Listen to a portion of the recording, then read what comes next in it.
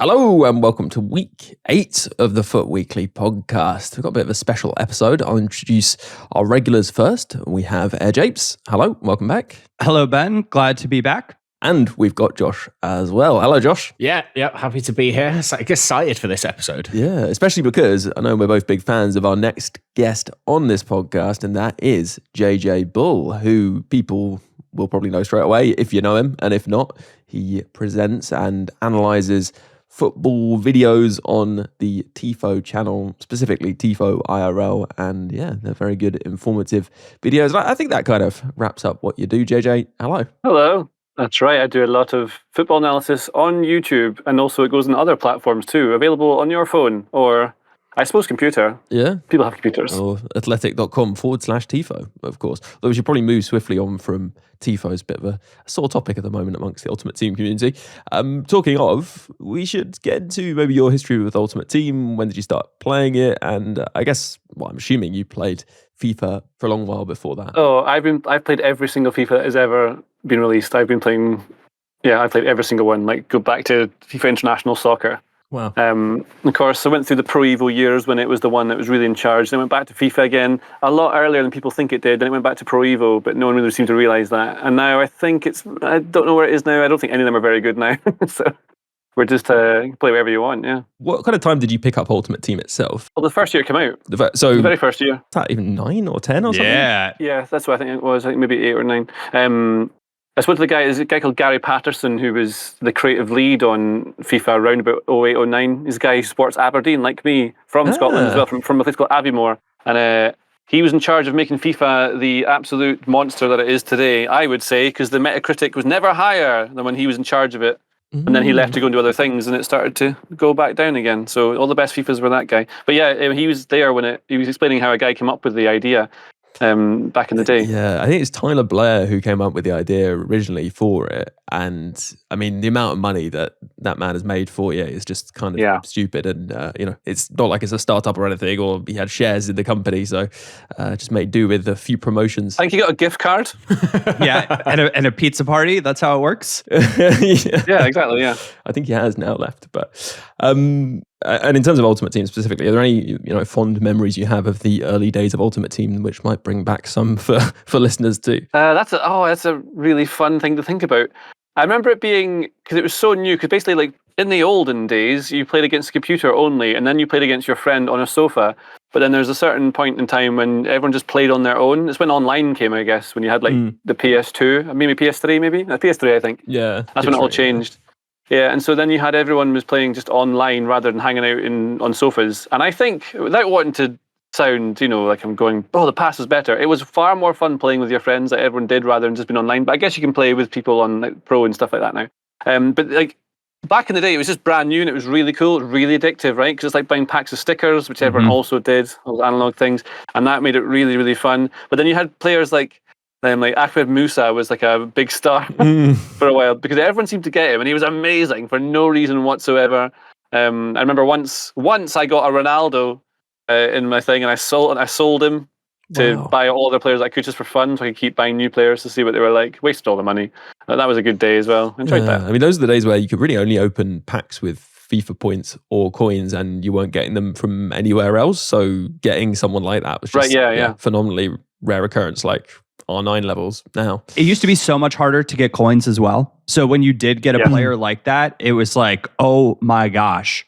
I used to play pro clubs with a bunch of guys, and I will never forget one of the guys packed a Steven Gerrard because we were on Xbox. So this is back when they were legends. And he was like, everybody put a card up. I'm going to give each of you like 50K, that type of thing, because that was like a big deal back then, but it was far more social too. It's almost like a hilarious kind of allegory for like real life football. It was like so much better before it became so capitalist and cynically revolving around making money, because it was our little corner of the internet where we could talk about trading 4-1-2-1-2 Bundesliga special cards. And I remember back when you had that holy trinity of like Gervinho and Doumbia, and it was back in the good old days. And I wonder if we had that game now, if we'd all be sat here going, there's nothing to do, this is so boring.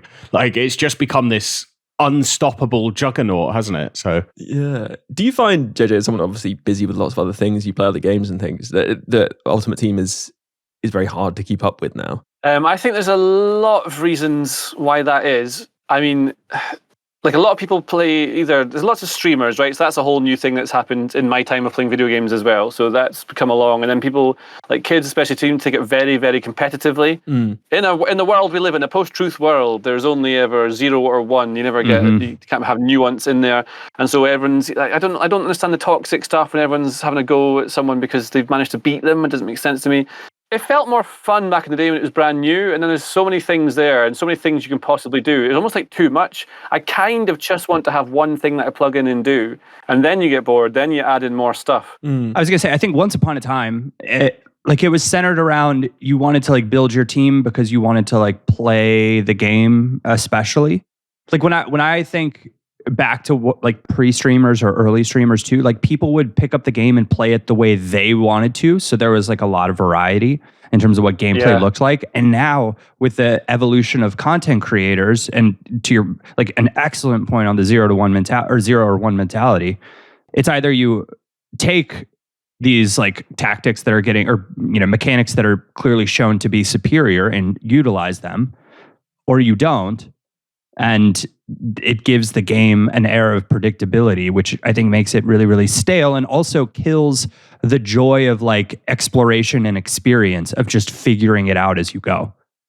I absolutely agree. And I find as well that like what's another thing that kind of puts me off playing is that once you get out of the junior leagues where if you're ever played a computer game before, you can pretty much get up there quite quickly to like, I don't know, League 6 or something like that. And then you're sort of, as long as you're not trying to get any further than that, you can have fun with it. If you don't mind losing to some sweat hog who's playing all of the meta things, and they manage to get all the players under the sun under their team, and then it just sort of becomes unfun because everyone's playing, like I noticed this recently with the Ultimate Team, just every game you play, everyone's doing the exact same thing that you were saying earlier. Everyone's doing the same exact thing all the time, and it's always sit back, hitting the counter, spam the long balls, and it's not the same as like what football is. And football video games are different to what football is. This is the other thing as well. Like back in the day, Pro Evo 4 is my favorite. I remember one day I went to a tournament that was organized. People used to do that as well. Like, not a LAN tournament, but just literally there would be you would go to a pub or a venue, and then you would play this game on a big screen in front of everyone, and it was so fun because you wouldn't like, no one would have the same tactics as everyone else because they all got them independently. So I guess now you've got content creators and everyone knows what the right thing to do is. Everyone kind of copies each other so they get the advantage. So they're kind of doing like Mourinho football to make sure that they win. No mistakes, do what everyone else does and we'll be fine. But then in that tournament, you get people who would be, rather than going as like Brazil or Inter Milan in that game, people would come along and they would be Denmark, because they'd found Denmark are really fun to use this really weird 4-4-2 they'd figured out that they only do themselves against their friends on their sofa. And they were so much better than your friends. And you're like, oh my God, I've got to step this up a level. And there's something fun about that. But that is probably just me sort of moaning for the past, because now it's probably a lot better. I think younger people probably enjoy it more as what you've got. There's just far more going on. But I find it very repetitive. And the actual game itself isn't very fun, I don't think, whereas all the stuff around it is pretty cool. Like a lot of people like football. Well, they think they like football, but I think they actually like the drama and the stuff around it. The actual game is kind of secondary. And I think that's probably the same with like FIFA. All the stuff around it is so cool. Like you can get lost in SBCs for hours and hours and hours and hours trying to work out what the hell you've got. But when you actually play the actual game, I'm like, I'm not that desperate to play another one. That's what I find. Yeah, I'd love to be able to play with my back line on the halfway line, even though I'm down to 9 men. Like, that's, Please, can we just spam offside trap and 100 depth? One interesting point I would make about this, just to provide a counterpoint, is that back in the early Ultimate Team days, I played from the start as well, and it was still the same in terms of the way people played. Like it was still sweaty, right? It was still cutbacks and all that kind of stuff. I think people still play to win, though, Ben. Like in that sense, like people, of course, are always going to want to do that. But it felt like once upon a time, you could still like surprise people or counter the meta in some way. And every year that feels like maybe less like there's always a superior formation that tends to like show up. I guess for me, I just felt like you used to be able to play football more, or you used to be like, for me, it was important that you could watch your favorite club play over the weekend. You could try to take that philosophy and implement it into the game and have a relative degree of success with that. And I think as the game's evolved, that's become less of the case because the emphasis has been put on individual items. That makes the game feel less like real football to me because it's become, more of a, you have to have these stats and play this way with these mechanics versus an overarching philosophy on playing. Yeah. Well, what's interesting is, JJ mentioned about getting to say, I don't know, Division 6 and that being kind of a cap. But I guess if you're, Japes, you're an example of this because you have quite a high level of ability at playing the game like a football simulator, right? Rather than playing to the meta. You do end up pushing kind of higher in the divisions. But I think what you're saying, and I think it's true, the kind of ceiling for you has come down. The ceiling's going down. Yeah. And that's not because of your ability. Well, maybe it is. I don't know. I mean, I'm getting much older now, Ben. Well, yeah, your words, not mine. But I think there is this pressure that the gameplay team have from the more commercial elements within EA that they need to be creating these features that stand out, that attract people, like playstyles, for example, controlled sprint, which they know will allow people to take a certain mechanic and use it and get satisfaction out of it and design new items which have those things. And actually that detracts from the purity of the game, really. It is a crutch for people, I think, at least the way it's being used at the moment. I mean, I think like if you look at content creation, back in the early days, the biggest content creators were like skill move people that would go on these insane skill runs, and it was this compilation that was maybe like 4 or 5 minutes long of these unbelievable goals that are using skills you'd never seen in the game before. It wasn't, look at me winning 170 games without losing because I know exactly how to win every game. And I just feel like the whole game has moved towards, and deliberately it feels like towards winning is the ultimate thing rather than having fun and trying to win. And so now it's about like, I need these rewards, I need to get these packs, I need to improve my team in order to try and win more rewards to get these packs and then to improve my team. And it's just this like cycle of you're entering every game with this mindset of, I have to win in order to have fun. I don't know how many people who regularly play the game had, like, when was the last time they lost and went, that was a fun game? That's exactly what I think. This is exactly what I was thinking the other day. Is like, you know what I've noticed is I like the game more when I win, but that sounds obvious, right? And a lot of what I'm saying is like the whingings of someone who needs to just get good at the game, and I just don't want to have to get as good as that. I want to be able to use the same skills I was using back in FIFA 14 or something on EAFC. But I like one of the things I think is interesting, like, just about how the focus on the game was. Remember, I think it was 08, maybe 09 or something like that. Was when I might be misremembering this, but the very first thing you did when you would like load up the game and go into it, you'd be on that training pitch and running around with your player, and then you'd go into the menu. So you just had fun, just like messing about, rolling the ball and learning all the tricks, and it was really fun and silly, and you could just do stupid stuff for fun. And you remember it's a video game, and you go into this now. It's like it takes you like 15 minutes to get into a game, and then and then you go into the game and you're like, why is my defender not tackling? Why? Oh, I'm not allowed to tackle now. I have to just stand and hold some other player back. And well, he does all these little things. I don't know what he's doing. I'm out. That's kind of what I'm like. Yeah. Yeah. I've got a note here to allow you to, go off on one about the gameplay and what you think should change. So we'll come to that in a bit. I want to take a break here, but come back after that and ask you about tactics, as long as it's not too much of a busman's holiday, of course. Hello and welcome back after the break. Now, something people want to know, including 𝗏𝗏𝗏, is do you experiment with tactics in Ultimate Team? Because a lot of what you do is analysing tactics.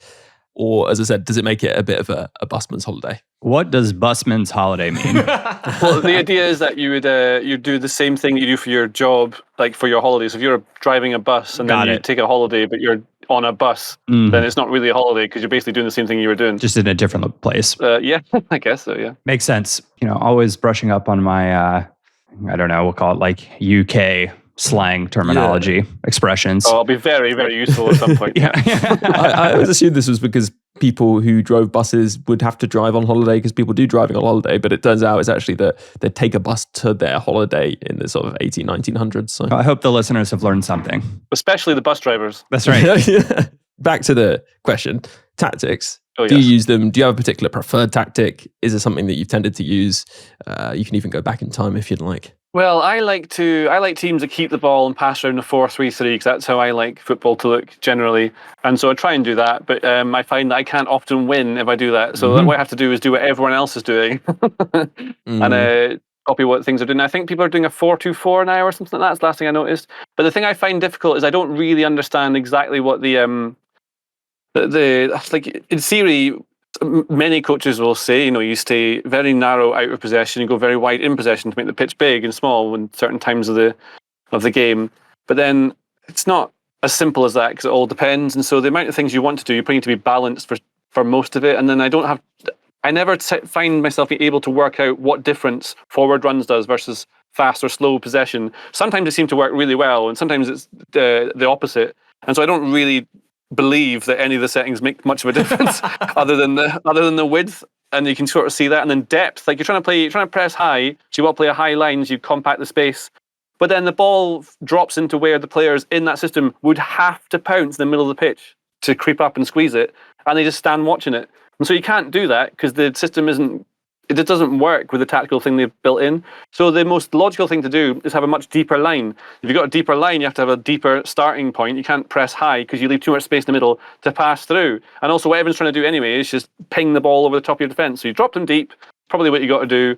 And then you just try and build. Then you find you can't really build through the pitch. So I just sort of change things sometimes in game. But then I run out of time in the pause menu. Mm-hmm. Yeah. and it turns out sometimes it doesn't even work when I go back out of it. So that's another thing that I found. But generally what I do, I'm sure you do the same thing. If you're playing against a team who's got 2 strikers, you just have a back 3, because then you can pass out. You've got an overload. And that seems like a fairly basic thing to do. And then if you find that you can not play through the middle, you just stick someone in number 6. Behind the strikers, and sometimes you can play through there. And I think when you change it, you get away with it for like 5 minutes. So does that answer the question? I sort of do, but I find it quite difficult to read it. And there's a real lack of communication about what stuff does as well, because depth doesn't even affect your team's depth when you're attacking, which is weird to think, right? What does it mean then? It just affects your defensive line when you don't have the ball, and also I think where your players are willing to put pressure on. And there's been this whole thing about 71 depth being really effective. 71 depth. See, this is like things like that. It's just so silly. Everyone's got 71 depth. Well, again, that's the funny thing. People are like, 71 depth, but actually it's any depth above 71. Right. That's just how people think. The 71 depth thing, I'm like, they have to code in a change at some point. And so if it was 70, people would be like, 70 depth. If it was 69 depth, well, that'd be a whole different meme. So 71 feels like they have to pick something. But I also feel like it's trivial in many ways, because like you would expect a more gradual change. It's just the nature of a video game in some ways. Do you know what's interesting is like, JJ said there that he doesn't think that many of those settings work. And I would agree that I don't think you see massive differences between some of those flicked settings, but you do notice a massive difference between 70 and 71 depth. And 71 depth really works, and works too well. And that's what makes it game breaking when you compare it to all the other stats. And it's why that's the thing everyone concentrates on in terms of what they want to see changed, because you're essentially allowed to have this constant pressure tactic that's more smart than constant pressure, that doesn't drain your stamina. And it's when you actually like talk to somebody about, I play this game where there's a certain setting that essentially means you can put this like gegenpress on your players, just don't get tired. That just sounds ridiculous. That's so interesting. I didn't even I played with it lots in the past, but like I say, one of the things that frustrates me with it is that when it does seem to work, like doing a change like that, you've discovered the 71 by accident right before you even go and start watching what everyone else is doing, or read on Reddit what people are doing and stuff like that. And then what happens is it just feels like it stops working, or they do something, your opponent does something that something seems to stop working. I think a lot of it is my frustration at not being able to just do what I want to do. Like I want to be able to make the team play the way I want it to play, but the instructions don't quite replicate how I would do it, or how you would do it if you were coaching, which is obviously, it's not a coaching game, it's a video game. But like, I play a lot of Warzone, right? And you have to tweak the guns there. And the current version, they've got 1,000 things you've got to adjust, like the calibration of the muzzle or something stupid like that. It's far too much. It should be fun. You should be able to click onto it and do it. If my dad wanted to play that game, how would he do it? He wouldn't know what to do. He was like, what the hell does this mean? I'm out. So I know it makes sense, right? And that's kind of what games have. They all have these little bits and pieces.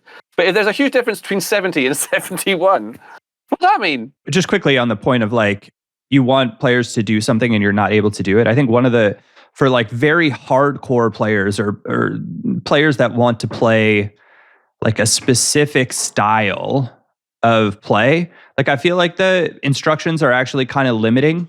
The problem with when you add more instructions, then like it exposes mechanics and things that are broken. So there becomes a more extreme version of the meta. On the flip side of that, I'm often like, I want my fullback to join the midfield. When I say inverted, I don't want him to end up next to my striker when I do that. And so there's like, like it's again a 0 or 1. They either do something or they don't. And that's where I'm like, I would rather have some level of like more nuance to it. But when you add that level of nuance, it adds like more complication for the casual. So it's really a rock and a hard place situation for me. So what the way it appears to me is that the only real way to win is to mostly wait for your opponent to open up and then hit them and just counterattack it. That seems to be the only way that the good players do very well. Obviously, there's players at the very top tier who can do whatever they want. But like, if you just sit deep and do that over the top, or just wait for them to open up and then hit them, that's what you do. And there's no real point in trying to be a heavy possession-based team. Possession-based, I'd agree with.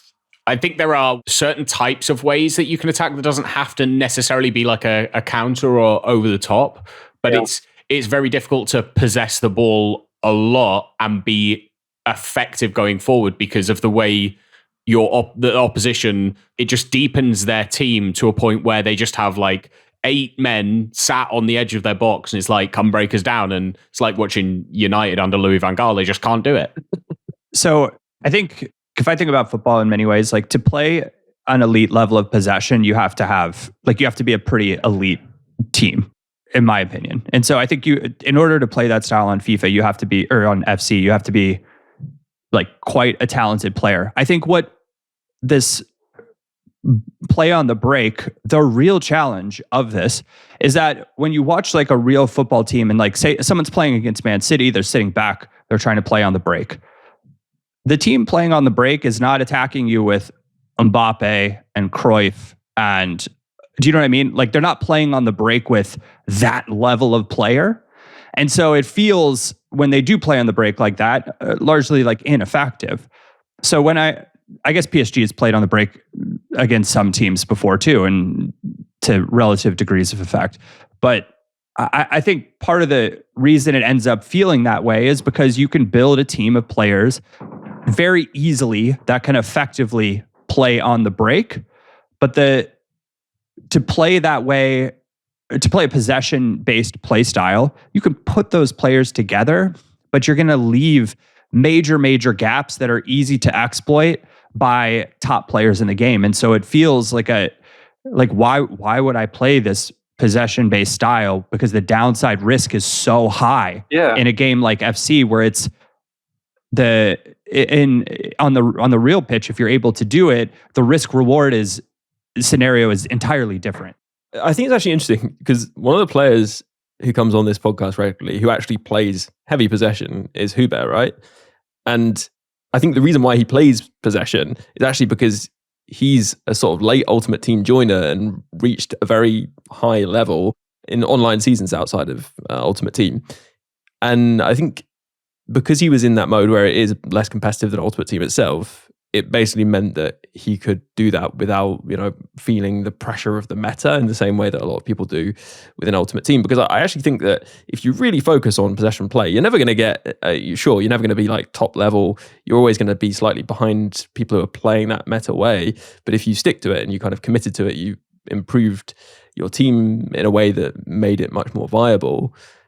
It is going to be something that could allow you to reach a fairly high level. I don't think that necessarily there is one way of playing, but there is one way of playing which will get you results beyond your ability, right? Yeah, I think that's very true. I also think if you're playing for results, I think when you're playing this like possession style, you achieve them. It's like immensely frustrating because you have to work a chance slowly, methodically in FC. It is exhausting to do that. It is very, very easy for your opponent to press in a variety of different ways. It is hard to keep the ball. It's hard to work a chance through the middle once their backline gets set up. And when you spend the time to do that and the effort to do that, and then your opponent breaks on you and they get a chance every single time they break, it's mentally like exhausting and frustrating. And I think the other aspect of it is, in order to play that possession style, your connection has to be perfect. It has to be close to perfect, or you are going to get it taken away from you because you don't have the opportunity to misstep. Whereas on the break, if your connection's not perfect, you can get away with it. You can absolutely get away with it. And so I just think the game has been now built in many ways to be too open, because somebody has decided that more goals is a better experience. And because of that, playing on the break equates oftentimes to more goals, more open, more skills, like that sort of thing. And that seems to be the direction that they've decided, is a more fun gaming experience, irrespective of if it's representative of the real game. And I think as well, like, it's just considering the point of what if they added more tactics to allow you to be more specific in what you wanted to do. And my brain goes to Football Manager, because that's the like comparison of, you can really get into the minutiae of what your players will do on the pitch. And there are still a group of people that will play Football Manager that will look for the most broken tactic and download the tactic and put it in, and just because they just want to win and they want to buy the best players. And that's fine. But there is a massive group of people that play Football Manager who want to play their style, who want to win with a 3-back with like overlapping centre backs, and like they want to do this kind of weird thing, and so they'll tweak and tinker because they want to win in a certain way. Whereas in FC, it's now like you just want to win. And the best way to win is to use the meta tactic that everyone else is using to it's not about scoring nice goals, it's just about scoring goals. And I think that's the separation between, I think, how the game used to be played to how it's played now. And if you add more options of like, you can position certain players in certain places, you just wait for a pro player to go, these are the most broken tactics. You get this player to go and stand here, and the defensive AI just can't go and cover it. And then everyone does it. And because they want to win. And it's a weird place we've gotten ourselves into. Yeah. And JJ, we had someone who's basically like a 4-3-3 false 9 expert on the other week who had a specific tactic he was using, which he felt was very effective for passing build-up, and I used it. It was quite good. Because I'm a meta rat, it didn't really help me, but it may do for you. So maybe we'll send it over to you, and if you end up playing, you can give it a go and just see whether that tactic actually does sort of unlock that system. But he's kind of gone to town on it in a way that I think a lot of people maybe wouldn't push things that far. Like, pretty much everything about it is making sure there's lots of movement and lots of space, and you shouldn't really need to push a tactic to that kind of extreme to just play a passing game. But it'd be interesting to see if you try it and it works. But you said you wanted to specifically talk about gameplay overall in, I guess, now FC, but FIFA and the way it's been going. Imagine a gameplay developer is listening to this podcast. What would you say to them you wanted to see change in the game for next year's cycle, let's say? Oh, I mean, if they were to listen to what I have to say after whinging about it for the last however long. I mean, I just miss when it was fun, and it's not because I am now older and the games were younger when I was younger and whatever, but genuinely, they used to be more fun. I try and think about this, whether it's because, like, as you get older, you have less time to play them, so you can't focus on them. And during university was when I played the most amount of, especially Pro Evo, and then like FIFA, I guess, 7, 8, 9, things like that afterwards.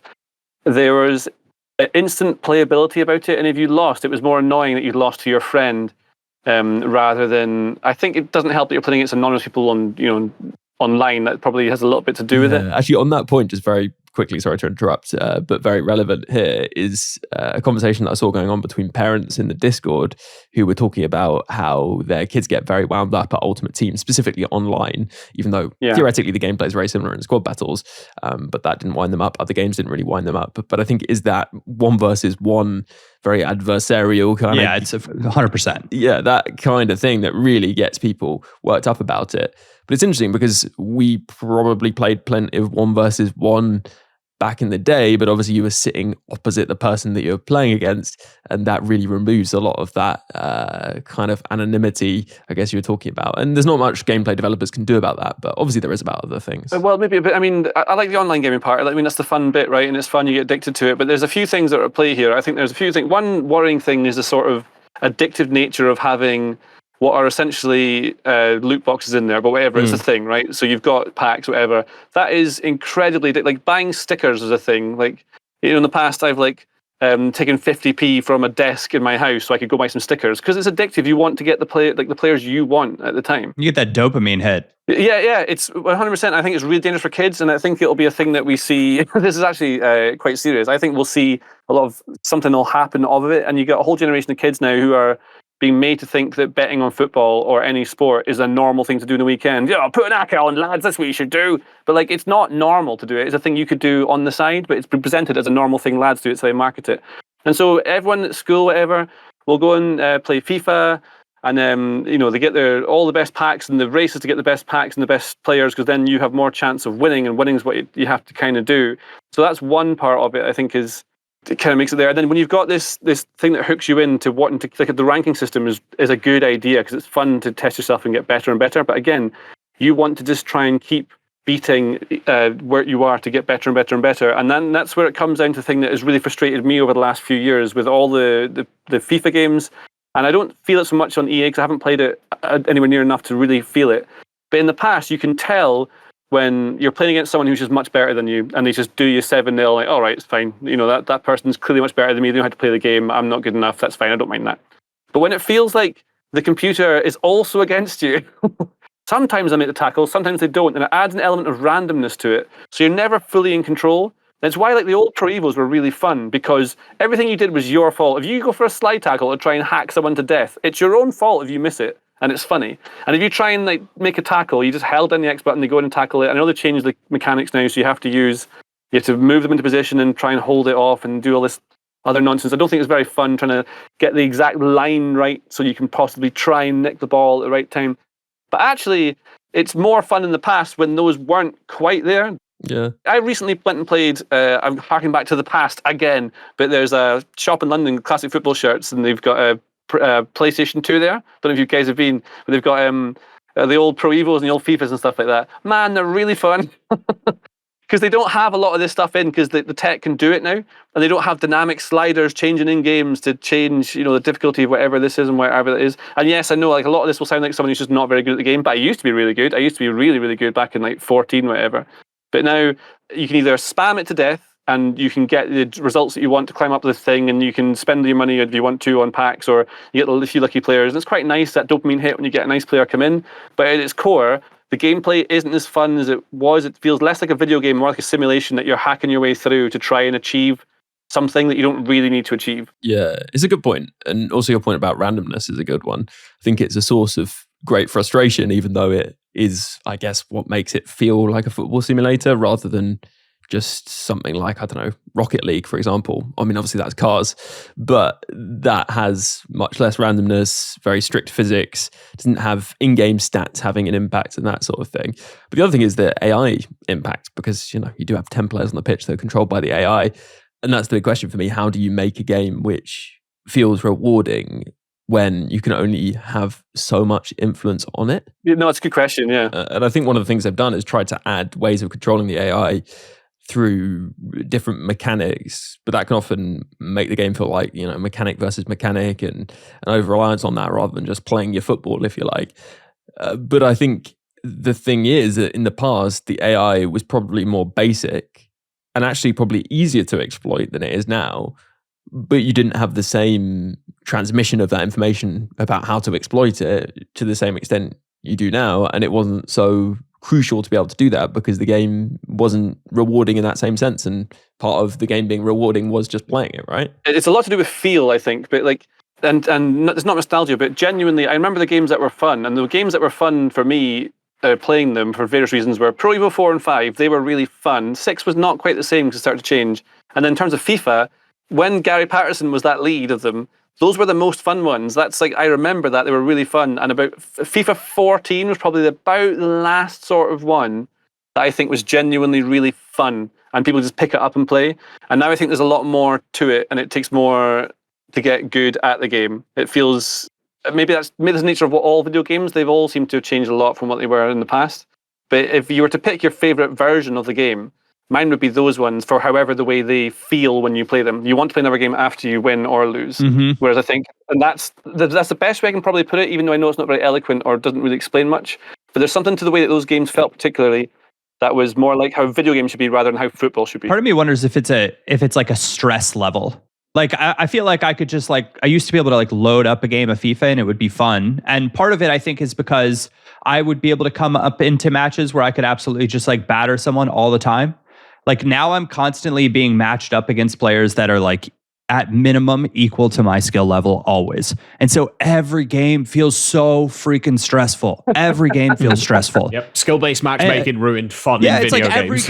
Every game is every game is the Champions League. Every single one.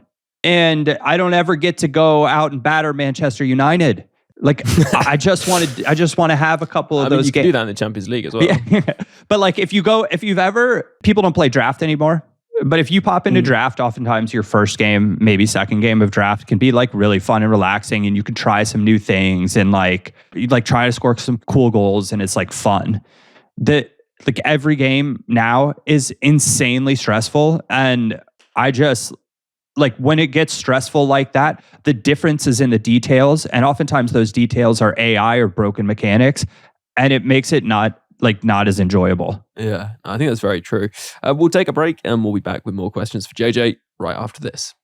Hello, listener. An important thing to say here is that there's a 36,000 FC point giveaway going on the Patreon, and not only that, but there's a free trial as well, so you can get access and listen to support episodes for a limited window, and then if you'd like to, you can continue to stay and support for just £3 a month, and you'll get double the podcast content.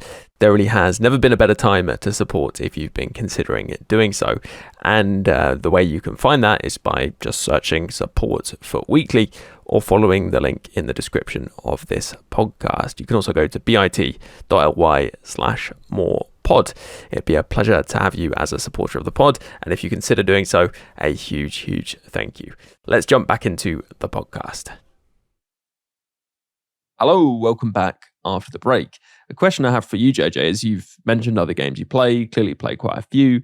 Are there things that FC moving forward could incorporate from those games which would improve it? Yeah, that's very difficult to answer, isn't it? Because, there's so much to what EA FC has now. There's so many different options, so many things. And you'd think, it's actually absolutely great. But I don't know, it's probably a bit like people might think the best cheeseburger you can possibly get is the one that's got all the stuff in it. It's got loads of stuff and it's dripping everywhere and it's really messy. That's rubbish. What you want is a neat, small, tidy thing you can hold in your hand, and it's really simple and nice. Just like Bleecker Burger. That's what you want, right? You just want 2 smashed patties with a nice bun. It's really dead simple, and that's why it tastes amazing. It's really simple. You don't want something with a menu with it's got an entire cow in it and then the remnants of the shed that the pigs lived in or something on top of it. Barbecued perfect. It doesn't matter. You don't need that. And so I think with Football Manager, it's quite complicated to get into as a beginner, and it's when you try and tell someone to go and play it, oh god, it takes so long to get into. But it's very rewarding, and you can. What about it is rewarding?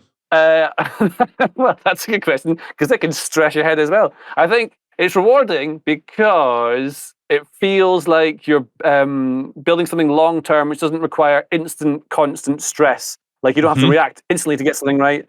And you feel like you can see things you are doing being applied in game, and then you get to learn about the whole sport as well, and you get to see all these different players, and you can go scouting, and that's quite fun. And you can play it in any number of ways. You can do whatever you want. You can play it Moneyball. You can go as a big club. You go as a small club. You can really make the world what it is. It's like reading a book a little bit, rather than having to constantly follow the same line, like FIFA or something, or EA. Yeah, it's kind of like a sort of choose your own adventure type thing, isn't it? Yeah. Josh, sorry, where you want to get a question in or two, and we're running out of time, so go for it. I suppose just to kind of bring things more to you, because this wasn't an interview, but I would be interested in that. I've loved Tifo football from very early on. I remember some of the first videos. Thanks, I thought they were brilliantly done, different to anything else that was being done in the football space. and where it's gone is totally deserved. And if people are listening have not watched anything, go and watch some Tifo football videos, both the IRL stuff and the like animated documentary style things that are awesome. Is this your like dream job? Is this what you've always wanted to do, or is there a job in like the world of football that you're aspiring towards that you end up wanting to do? Director of football at Aberdeen, surely. I wouldn't do that with me. I absolutely love it. Like, it's so much fun. I worked really, really hard. A lot of people ask me how I get to where I got, and then the answer I always say is that you have to have a goal in mind. You have to try and get, like, you have a goal in mind for like 5-10 years, and you work backwards. And then you work really hard because you get lucky by working hard, and the event, there's bumps along the way, but that's what happens. And if you're good at it, you'll do well. If you're not good at it, you work even harder. And the other thing you have to do is be nice to everyone. That's what you got to do. There's no point being mean or treating it competitively. You have to just be nice and just do the thing that is yours, do the thing that you like doing, and then eventually it opens up. Like, it is nuts that I get to do what I'm doing. I'm very, very, very lucky. I get to talk about football, and I tried to make sure that what I'm talking about has authority and is researched and hopefully is enjoyable, because I like to just be able to be silly. I want to make sure that every day I go to work, I have a really fun time. That's the most important thing. You should always have fun whatever you're doing, I think. And if you can make money out of that, that's really, really fortunate. But if you think doing accounts is fun, that's also great. I would love to be someone who thinks accounting is fun, because then, that's probably an easy life. As a former accountant, now turned video editor, I can wholeheartedly back that statement. Hey, there you go. So yeah, it's the same thing, right? So, I mean, I'm sure you guys love doing this as well. Like, it's really fun just doing the thing that you enjoy doing. And it's nice that you get, sometimes it's nice that you get almost live feedback. Occasionally it's not. Yeah. Hey, here's a question to end on. If you could add any player that's not a current icon hero, so a player from the past, into the game. Oh yeah, okay. Well, 𝘃𝑦𝑒𝑠. I don't know do you know 𝘃𝑦𝑒𝑠? It rings a bell, but maybe you mentioned him before. 𝘃𝑦𝑒𝑠 was an ex-Aberdeen player, incredibly talented. He scored absolutely unbelievable goals, but an Aberdeen boy. He was my favourite player for Aberdeen back in the day. Or just for fun, give you a nice send-off, I would have a player called 𝘧𝘍𝑒𝘍𝑒. You ever heard of 𝘧𝘍𝑒𝘍𝑒 before? I've heard the name before, but I couldn't tell you anything about him. Well, 𝘧𝘍𝑒𝘍𝑒, because he's probably slide tackled you on the street at some point. 𝘧𝘍𝑒𝘍𝑒 was a hard-working defensive midfielder who joined Aberdeen, I think, around about 1997 or 8, something like that, maybe 9. And my lasting memory of 𝘧𝘍𝑒𝘍𝑒 and why he'd be great in the game is because he'd have something like tackles 99 or something like that. So once he came on in a really important game, came on as a substitute, and the announcer says, and coming on now, number something, 𝘧𝘍𝑒𝘍𝑒, and then the throw-in happens. 𝘧𝘍𝑒𝘍𝑒 makes one of his excellent tackles, and then that's a red card for 𝘧𝘍𝑒𝘍𝑒. I mean, literally about 7 seconds, something like that, 12 seconds. It was really funny. In his debut, he was sent off after 6 minutes, and the game you're talking about was his first game having come back from his suspension. Yeah, that was it. Yeah, I forgot about that bit. That's why it's even funnier. God, that was good. Yeah. So yeah, the Wikipedia description of him as a combative midfielder is maybe underselling that a little bit. Yeah, if he was playing the EA, it would be a controller smasher, I think. Yeah, he would. But yeah, JJ, thank you very much for joining us. It's been a pleasure. And if people want more JJ talking about real football rather than the virtual football, you can find him on Tifo IRL specifically, but other places too. And, there's even musical content if people want to find it. Oh, that's, don't go looking for that now. But thanks very much for having me. It's really nice to be on. I'm sorry for moaning about the game, because it is fun sometimes to play, All the moaning just comes from the fact that, like, obviously we've all played the game for a very long time, and we do, I would say, like, genuinely care about it. And if we didn't care at all, then there would be nothing to moan about. Well, like I said, the most important thing in life or your job, whatever, is to have fun. And I want things to be fun. And if I can help get them there, that's my entire purpose. Yeah, a nice, more positive way to round this off. And we should say thank you very much as well to Josh. Great to have you on this podcast. Yeah, it was great to be on. Because I like talking about football and FIFA a little bit more, or FC now, a little bit more holistically. So it was good chats. Indeed. And Japes as well, always a pleasure to have you on the podcast. An interesting chat.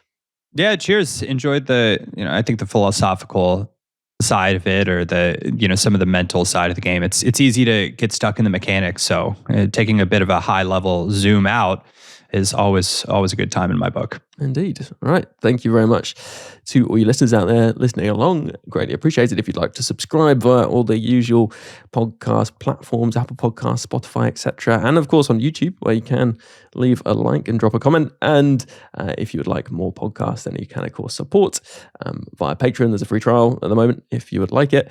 And a big thank you to all those supporters for supporting the podcast and keeping it going, including those icon patrons: Dave B, Hugh J, Darren W, Alistair M, Dom P, Rob P, Jeff B, Damon H, Tom B, Adam G, Neil P, Alex M, Jake S, Dan W, Roger D, Lee A, Andrew C, Nishant, Waterman, Dylan H, Adam R, Rob L, Brendan W, Michael K, David G, Jimmy K, Michael B, Aditya S, plus a special thanks to Luke M, Dave B, Hugh J, Tom M, Darren W, and Pato FUT for advice and production assistance.